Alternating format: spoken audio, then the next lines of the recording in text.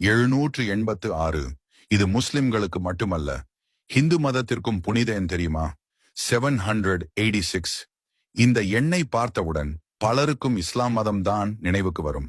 ஆனால் இந்த எண் இந்து மதத்திலும் ஒரு புனிதமான மற்றும் ராசியான எண் என்பது உங்களுக்கு தெரியுமா? வாருங்கள், அதை பற்றி விரிவாக பார்ப்போம்.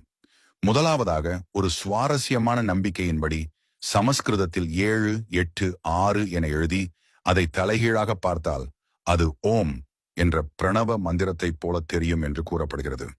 இரண்டாவதாக, இந்த எண் நம் மும்மூர்த்திகளை குறிப்பதாகவும் ஒரு நம்பிக்கை உண்டு. அதாவது பிரம்மா, விஷ்ணு மற்றும் சிவன். இதில் எண் 7 பிரம்மாவையும் 8 விஷ்ணுவையும் 6 சிவனையும் குறிக்கிறது. அது எப்படி என்கிறீர்களா?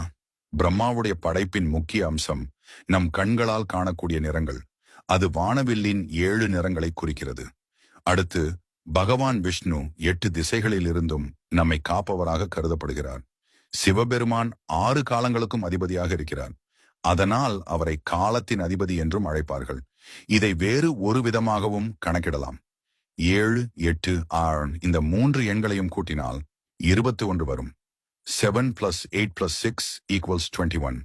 இப்பொழுது அந்த 21 உள்ள 2 எண்களையும் கூட்டினால் நமக்கு 3 என்ற எண் கிடைக்கும். 2 + 1 = 3. இந்த 3 என்ற எண் மும்மூர்த்திகள் பிரம்மா, விஷ்ணு, சிவன், முப்பெரும் தேவியர் லட்சுமி, சரஸ்வதி, பார்வதி மற்றும் 3 உலகங்கள் பூலோகம், தேவலோகம், பாதாளலோகம் ஆகியவற்றை குறிக்கிறது.